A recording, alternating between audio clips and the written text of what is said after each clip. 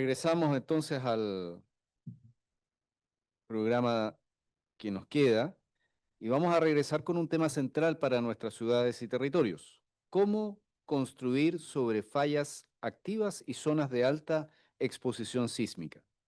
Para responder, tenemos la siguiente ponencia. Construcción en zonas de construcción en zonas de fallas corticales. Desafíos normativos y técnicos en el proceso de edificación. Presentará esta ponencia el señor Eduardo Hurtado, asesor de estructuras vial y geotécnica del Ministerio de Obras Públicas. Buenas tardes ya. La ponencia que nos toca dar ahora, se llama Construcción en zonas de fallas corticales, desafíos normativos y técnicos en el proceso de edificación. Eh, yo pertenezco a la Dirección de Arquitectura, soy ingeniero civil y nos toca dar esta ponencia hoy día, de acuerdo a la experiencia que tiene el Ministerio de Obras Públicas, la poca experiencia que tiene, pero relevante, en estar cerca de este tipo de zonas complejas para la edificación. Bueno, nosotros, esta va a ser la cantidad de temas que vamos a ver sobre sismicidad, ¿cierto? Un poco, para que vamos a distinguir un poco la sismicidad propia chilena a la que estamos acostumbrados y el tema de fallas corticales, ¿ya? Que el caso más recurrente que se visualiza en Chile es el caso de la falla de San Ramón. Y luego algunas consecuencias, ¿cierto? El caso de una construcción que hemos hecho cerca, que es el Hospital Militar de la Reina. Algunos otros casos en los cuales hemos tenido éxito con el uso de cierta tecnología, que el Ministerio de Obras Públicas impulsó mucho en su época, antes del 2010, y algunos comentarios y conclusiones. Bueno, respecto a la sismicidad en Chile, tenemos que indicar lo siguiente. Bueno, creo que está así. La sismicidad en Chile, ¿cierto?, está fuertemente dominada por lo que son los mecanismos de subducción. A esto es lo que estamos acostumbrados. Nuestras normas están orientadas, a este tipo de mecanismos, a este tipo de fallas, ¿ya?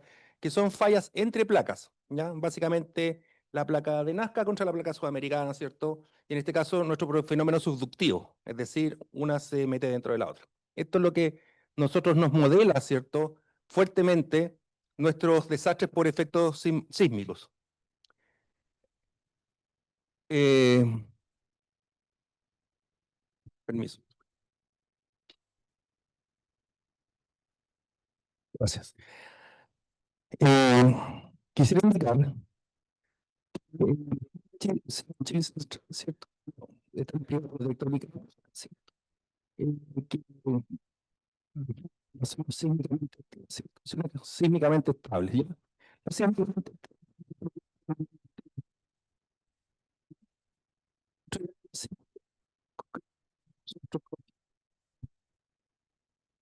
solo liberar la energía durante el sismo.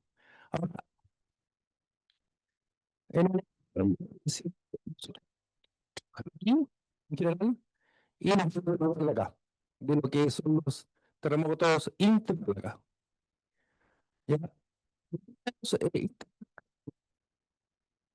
Disculpe, se caracterizan por ser profundos, ¿ya? Bastante profundos, más de 50 kilómetros de profundidad.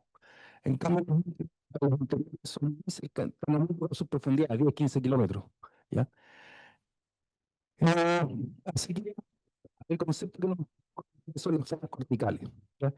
Y el caso más recurrente de la San Ramón. No.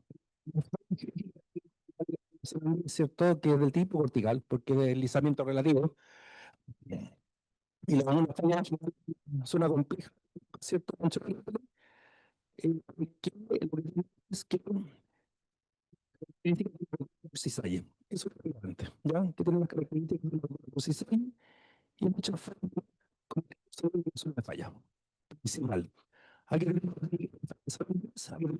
¿cierto? Las fallas grandes, como se ve en superficie, en algún momento de su historia, no sé si lo porque se puede rencificar, ¿no es cierto? Que no nos pasa a nosotros. Aquí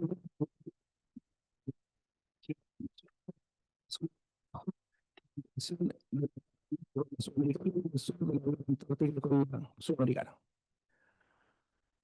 El falla activa, ¿cierto? Esto solamente para contextualizar el concepto. Son que se encuentran en recursos regionales. Básicamente, esto está en contacto con la Tierra. La formación representa recursos distintos de las asísmicas, las que nosotros hacemos, ¿cierto? Por el comportamiento de los microsumos, los mecanismos de información del régimen de deslizamiento. Los que nos importan son los sismos de magnitud mayor que 6. Estos son los sismos más relevantes. Y los tipos de que nos identificar fallas en los estos tres sectores tenemos una falla que es la falla normal, que sí, que se utiliza el sistema está, ¿cierto? De la falla sur en vertical, y esto es un instrumento que domina los elementos. El esfuerzo de compresión, si se fijan, y el esfuerzo de, de presión en el sentido vertical. Si se fijan, este está el sistema de trabajo horizontal y acá trabaja vertical. Esa es la diferencia. Los vectores activa tienen una presión relativamente mucho, aunque la falla se ve el umbral de resistencia. Hay fallas que no se ven. ¿Ya? Y eso genera que estos fenómenos sean complicados porque hay fallas que son ciegas. O sea, no están en superficie y de repente abruptamente se activan. ¿Por qué? Porque se vence la resistencia local en la zona de la roca donde se va a quebrar. O probablemente ya exista, pero no es inapreciable. Ese es uno de los problemas que tiene este tipo de fallas. Y bueno, cuando visité Japón, ¿cierto? Tenemos una falla que está muy bien registrada, que es la falla de Nojima, en la isla de Hawaii, que produjo el terremoto de Kobe, Japón. ¿Por qué la traje a colación? Porque esta falla es bien importante analizarla. Miren, esta es una falla de este tipo, ¿ya? Es una falla del tipo transformante y generó este gran terremoto que tuvo una magnitud 7, del orden de 7, 7,3, algo así, creo que la magnitud, pero generó aceleraciones máximas que alcanzaron los 0,83 G, ¿ya? En Chile las máximas aceleraciones que alcanzó el terremoto de 2010 fueron del orden de 0,5 G en el pic, 0,40 y tanto, 0,5 G, y este terremoto alcanzó 0,83 G en aceleraciones horizontales y verticales 0,51 G, ¿ya? Además, se produjeron desplazamientos horizontales de hasta 5 metros. Eso es relevante porque eso tiene muchas consecuencias para las estructuras que están cerca de la falla. Y alrededor de 30 centímetros en Kobe. Esto fue la isla de Hawaii y acá en Kobe. Estos movimientos causados por la ruptura de Nojima y otras fallas cercanas que atraviesan el área de Kobe. ¿Ya? Esto es para contextualizar. Aquí hay una foto mucho más detallada para que vean el movimiento de la falla. Los elementos que están ahí en color deberían estar superpuestos. Sin embargo, el movimiento provocó esta deformación. ¿Se fijan? Entonces aquí la falla se monta y además, ¿cierto? Se desplaza. Entonces es de este tipo de falla, ¿ya? Es una falla de deslizamiento lateral con componente inversa, ¿ya? Y el terremoto fue el 17 de enero del 95, tuvo una magnitud de 6,9, ¿ya? Esta es la que registra eh, el, el Google, ¿cierto? Puede ser un poco más, un poco menos, pero este es el valor. Y la falla de Nojima era considerada. Esto es lo más relevante de todo, miren, que por acá viene la importancia de considerar este tipo de falla. Era considerada una falla inactiva, nadie sabía que existía, de hecho. O si se sabía, se pensaba que era una falla que no iba a provocar movimiento alguno. Bueno, de repente se activó, rompió de forma repentina y liberó una gran cantidad de energía, ¿ya? Causando un movimiento de la Tierra significativo y provocando una gran cantidad de muertos. Del orden de 6.000 muertos se habla que provocó el terremoto de Kobe, ¿ya? En un área muy concentrada, muy pequeña, provocó un gran desastre. Y esto es, es la foto más relevante que si alguien no se acuerda de ella, ¿cierto? Volcó la autopista completa, ¿ya? Allá en Kobe. Esta es una de las fotos más impresionantes que existe del terremoto. Es como la caída de nuestro Alto Río, ¿ya?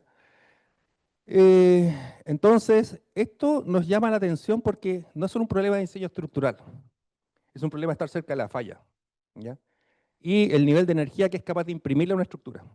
Bueno, la falla, nos vamos ahora a la falla de San Ramón, que es una falla de tipo inversa, ¿ya? No es exactamente la falla de Kobe, porque esta falla se monta un lado de la falla sobre el otro lado, ¿ya? No se desplaza relativamente, pero eso hace que, imagínense las deformaciones aquí, ¿ya? No hay estructura que aguante. Ya vamos a ver algunas cosas. Esta es una falla de tipo inversa, ¿ya? Con deslizamiento vertical, que bordea todo el frente cordillerano de Santiago, que cruza del orden de 7 comunas, desde Lo Barnechea, en el sector nororiente, hasta Pirque, en el sector suroriente, ¿ya?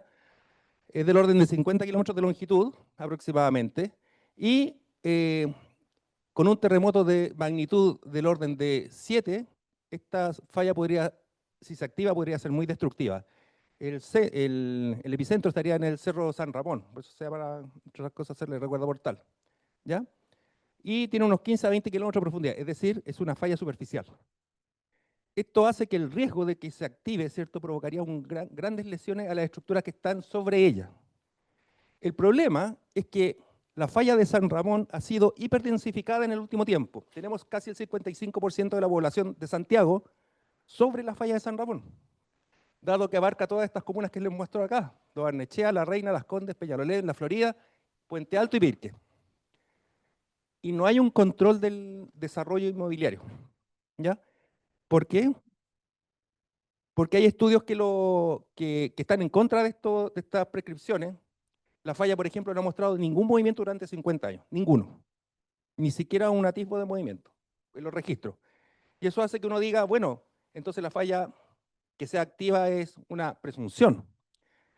Pero por eso traje a colación esto. La falla de Nojima también era considerada inactiva. De pronto rompió y Kobe se vio sumergida en un infierno porque el destrozo que provocó fue a gran escala, ¿ya? Esa es la relevancia de la falla. O sea, la existencia de la falla y su comportamiento pueden depender o no de la actividad, pero el problema es si se activa. Entonces, ¿qué debemos hacer? Eso es lo que importa, ¿ya? Bueno, aquí seguimos con más detalles, ¿cierto? Hay gente que ha estimado, bueno, esta es una de las razones por las cuales nadie trabaja mucho sobre las fallas corticales, porque miren, la falla de San Ramón se activó, la primera activación fue hace 17.000 años y la segunda fue hace 8.000 años. Pero hay estudios probabilísticos que no están basados en datos, que son más bien de carácter de simulación o de estudios geológicos, registros geológicos, que dicen que esta falla tiene un 3% de probabilidad de causar un gran terremoto de aquí a 100 años, en una ventana en 100 años. ¿Ya? Y eso es lo que hace, y además que es una falla geológicamente activa, que ya lo han definido los profesores de la Universidad de Chile, hicieron un estudio acá, ¿ya? Y demostraron que la falla está geológicamente activa. De hecho, hay una trinchera que encontraron en Pirque. Aquí está, bueno, un modelo de la falla. Esto lo saqué de una revista de urbanismo de la Universidad de Chile, la Facultad de Arquitectura y Urbanismo, ¿ya? De cómo opera la falla, el corte transversal. Pero lo que me interesa, aquí está la cordillera, por acá la falla, y aquí están las comunas que empieza a cubrir. Ahí está la quebrada de Macul, está entre el río Maipo y el río Mapocho por arriba. ¿Ya? Aquí se ve la falla, miren, esa parte negra, qué malo que sea negro, es la falla, que está en el frente cordillerano. ¿Ya? Y las comunas se han ido densificando hacia la cordillera, hacia la precordillera, hacia el faldeo cordillerano. ¿Ya? Entonces, este es el último registro, uno de los últimos registros que encontraron los profesionales de geología de la Universidad de Chile, por lo que recuerdo, donde efectivamente se muestra que la falla está activa. Esto no es una excavación, ¿ya? Y esto está en Pirque. Entonces dice, bueno, en muchos sectores la falla se puede identificar como un súbito escalón, pero la expansión urbana, los ríos y la erosión la han ido ocultando progresivamente, y eso genera un riesgo adicional, que es no verla, ¿cierto? Que pasa inadvertida. Se encuentra muy segmentada y su importancia reside en que puede originar un sismo superficial del orden de magnitud 7 muy destructivo, ¿ya? Con el epicentro en el Cerro San Ramón. Este es el otro problema. No solamente hay densificación, hay grandes infraestructuras ubicadas sobre la falla. Por ejemplo, miren, tenemos el Centro de Estudios Naturales, casi al lado, ¿cierto? El Hospital de Ipreca, de Carabineros, el Hospital de la FACH, que esto está hacia Las Condes, ¿cierto? Hacia la última estación del metro. La Clínica Las Condes, ¿ya? La Universidad del Valle está encima de la falla. No está al lado, está encima. El Mall Plaza Tobalá, la planta de Agua Andina, esta es la planta que está en Puente Alto, ¿cierto? Y nuestro mítico Hospital Militar de la Reina, ¿ya? Que es donde vamos a entrar a analizar. Entonces, bueno, aquí está resumido, ¿cierto? El 53%, como les dije, de la falla está densificada o construida, ¿ya? Por eso es relevante atenderla. Bueno, los últimos estudios del Departamento de Geología de la Universidad de Chile, ¿cierto? Hallaron que la falla en la comuna de Pirque, ¿cierto? Y que la encontraron activa, ¿ya? Otras fallas activas que existen en Chile, menos estudiadas, sí, son la de Atacama, Pichilemu, Liquiñe, Ofqui, que esta sí está bien estudiada, que es la foto que está acá. Las Melosas, hubo un terremoto en Las Melosas, que se le atribuye a la falla de San Ramón. No está claramente identificado que eso sea cierto. Es una, más de lo que yo alcancé a estudiar, más una inferencia que una certeza absoluta. Pero el terremoto de Las Melosas provocó grandes problemas, ¿ya? ¿Por qué? Porque, como les digo, hay problemas en la falla de San Ramón, no se ha visto certera información de que se haya activado en el corto plazo, ¿ya? A una escala significativa. Está la Nalhue, Futrono, Wincol y la Fajgano Magallanes, ¿ya? Son diferentes tipos de falla que pueden ser del tipo inversa, normal, de rumbo de extra y rotacional, en tijera, etcétera. Bueno, estas son las clasificaciones de los tipos de falla más detalladas que hace la ingeniería geológica y la geología, ¿ya? Lo que nos interesa, ¿cuáles son las consecuencias de las fallas corticales para la estructura? Y aquí vamos a recurrir al terremoto de Kocaeli de Turquía.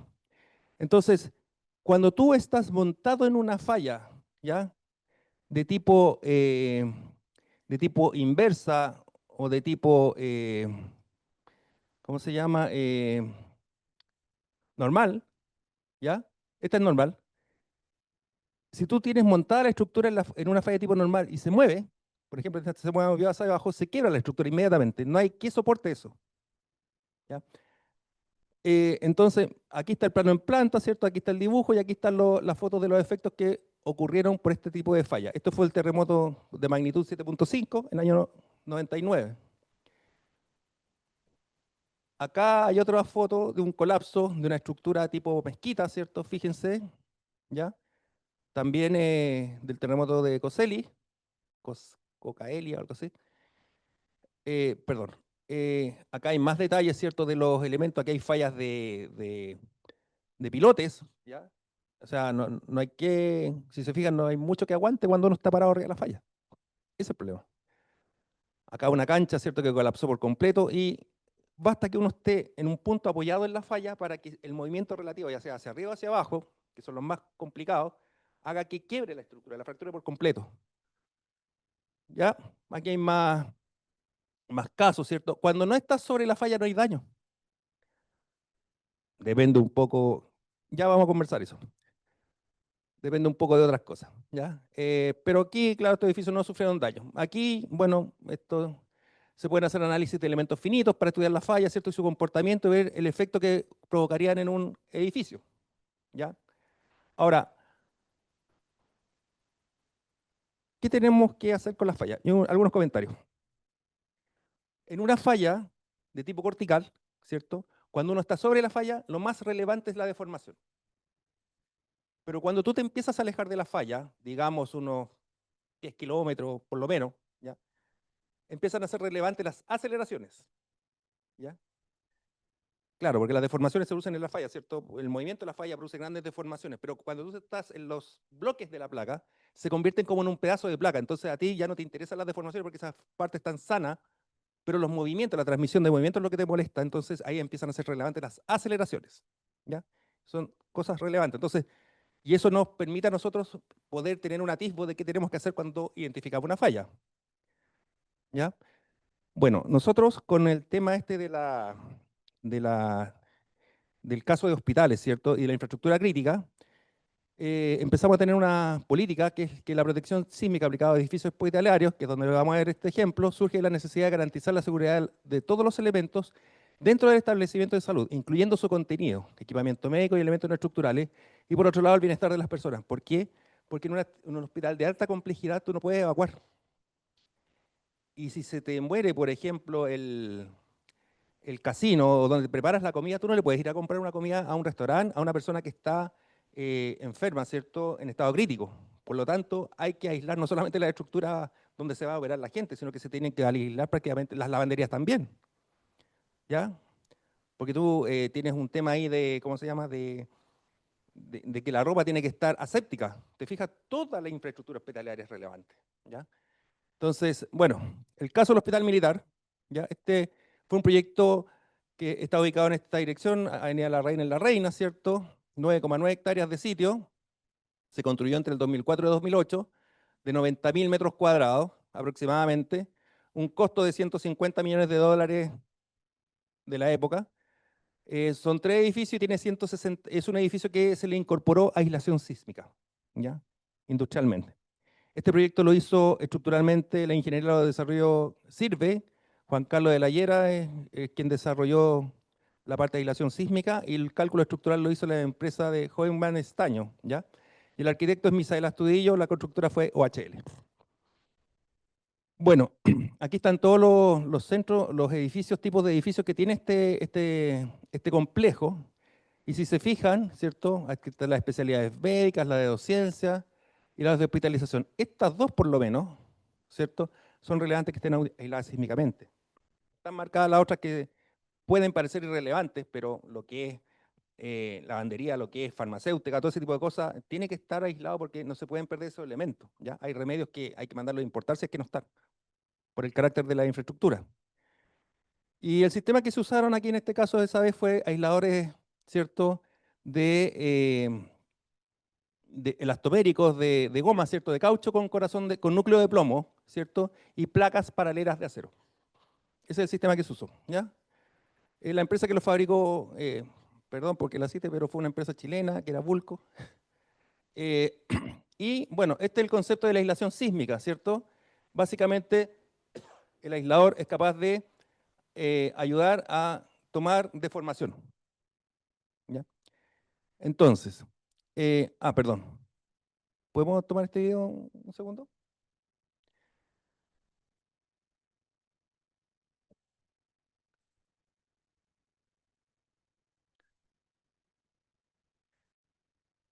A ver. Vemos la mayor prueba sísmica de los últimos años en Estados Unidos.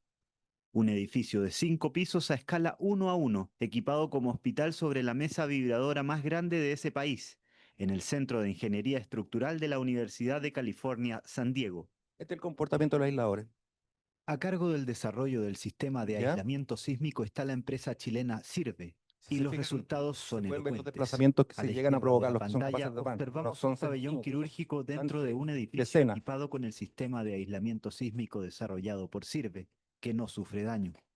Mientras que a la derecha apreciamos la misma sala en una prueba sin aislador, sufriendo consecuencias severas.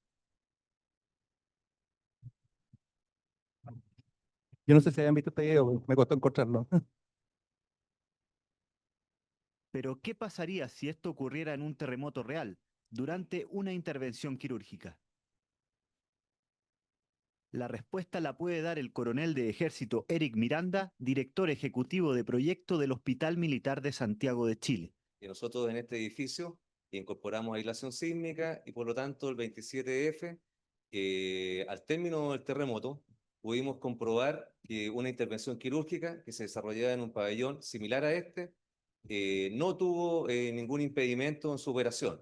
Hubo continuidad, con excepción de algunos segundos, mientras hubo un corte de energía eléctrica, mientras el suministro se activaban las unidades de respaldo del hospital, continuó la operación sin problema. Y en lo referido a la estructura de este edificio, y en particular a los pabellones quirúrgicos que están en los pisos superiores de la placa técnica donde está la aislación sísmica, continuó operando sin ningún problema de ningún tipo. En particular, con los equipos médicos, que en su mayoría que son de alta complejidad y demandan calibraciones especiales, no presentaron observación alguna. Bueno, el video completo lo voy a dejar en la presentación, en aras del tiempo, ¿ya? Así que este es el comportamiento del hospital y si se dieron cuenta, apunta a la continuidad operacional. Es decir, y además al resguardo de infraestructura, que si bien es cierto, no es del carácter del edificio, del inmueble, es infraestructura cara. Por ejemplo, tener, no sé, cromatógrafos, sistemas electrónicos para hacer escáner, por ejemplo, son carísimos, sobre todo en esa época que había que mandarlo a importar, y quedaron protegidos de la acción del sismo, de un fuerte sismo. Acá tenemos la construcción que se llevó a cabo del hospital militar, ¿ya? Estas son fotos que fueron sacadas, creo que de un artículo de la revista Bit, por si acaso, así que se me olvidó colocar los créditos, por favor. Pero son las fotos de la construcción del hospital militar. Acá están los aisladores, si se fijan. Acá está la consola dentro del cual va el aislador, ¿cierto? Este es una especie de piso técnico que se genera, ¿ya?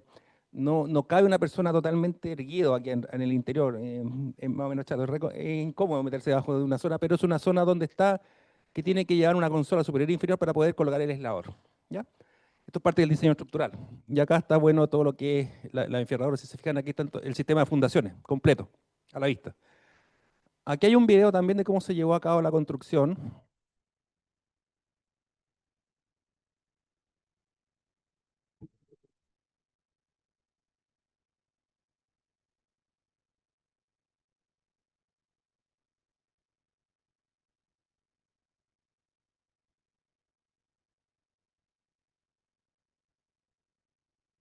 De la logística del momento. Yo creo que actualmente esto ya ha mejorado en cuanto a precisión, pero eso fue el trabajo que se hizo esa época. Si se fijan, no son elementos livianos.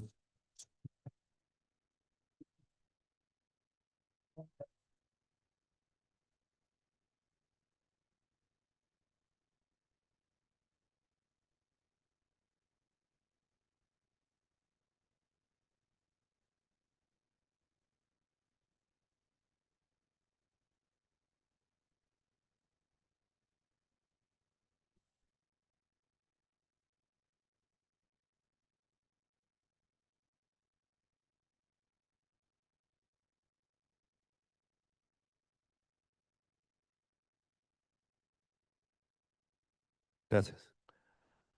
Entonces, bueno, ahí tienen el proceso constructivo, ya. No voy a hablar del proceso de diseño porque no es nada trivial diseñar aisladores, ¿eh? Todo esto.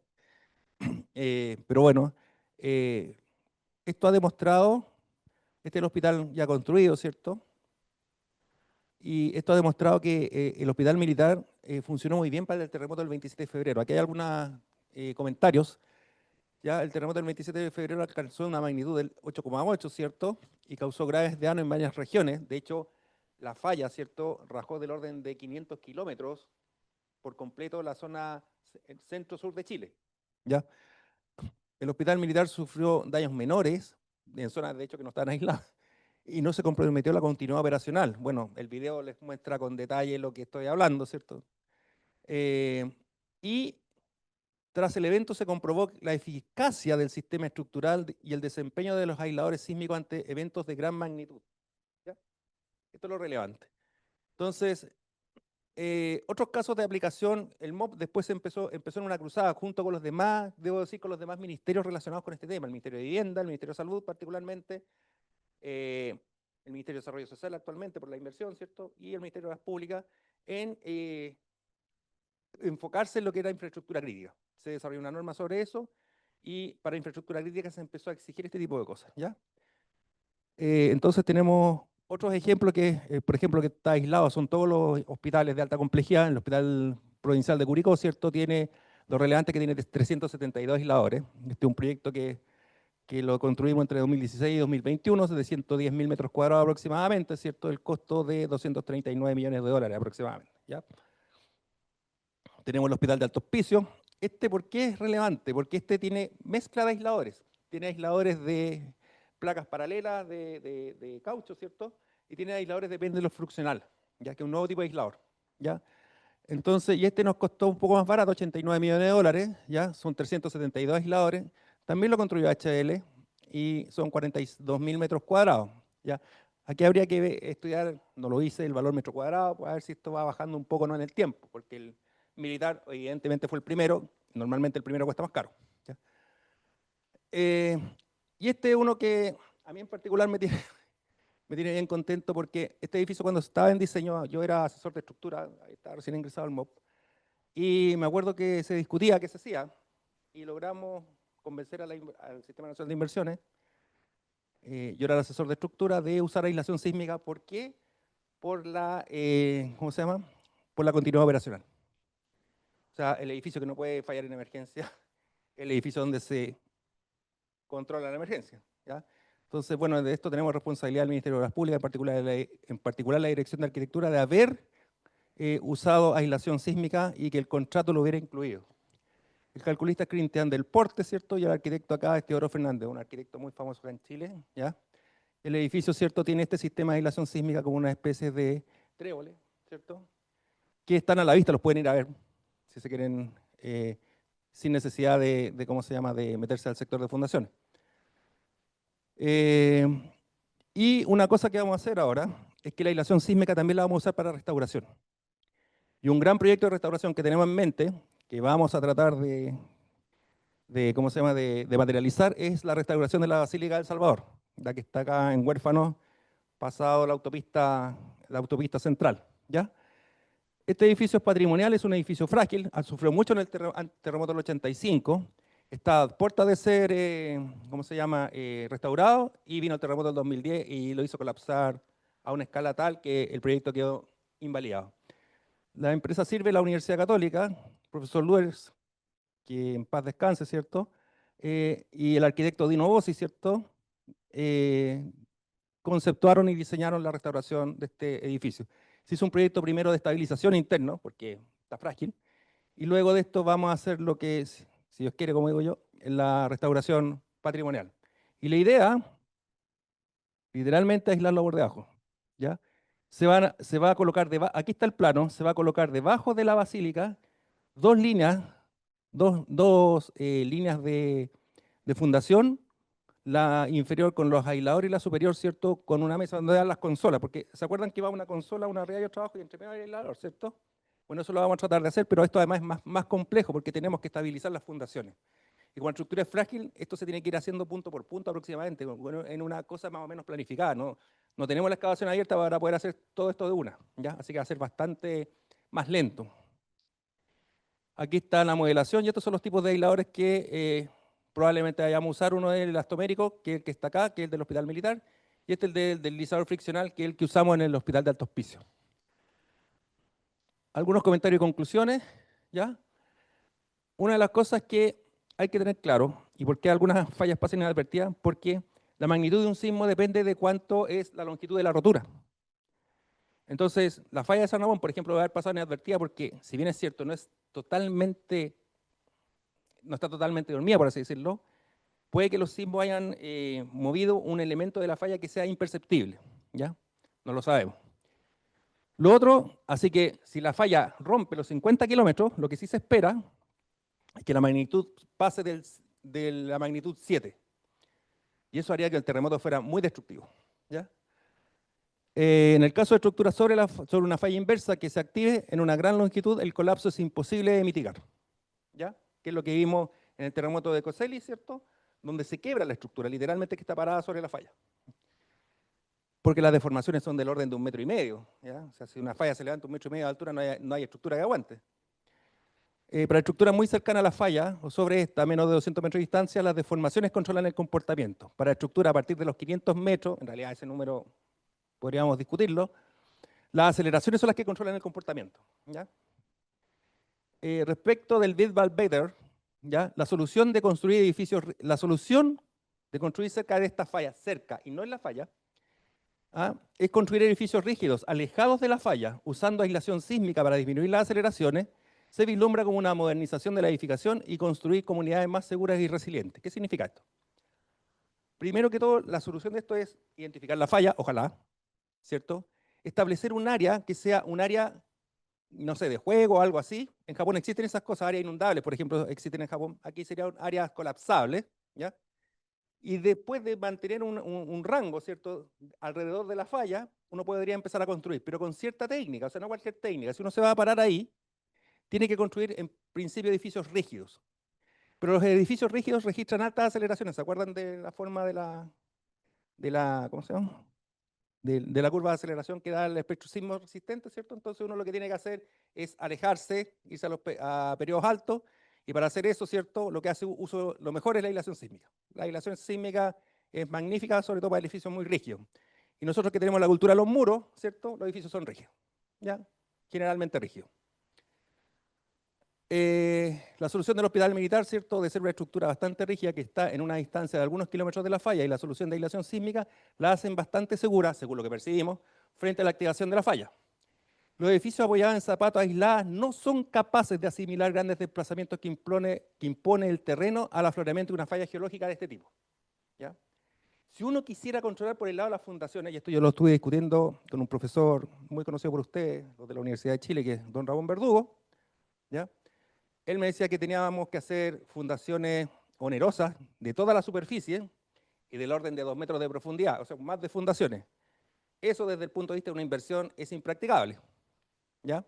Y además podría hacer que la falla haga rotar el edificio, es decir, el edificio, si bien no se quiebra, podría como rotar en sí mismo, ¿cierto?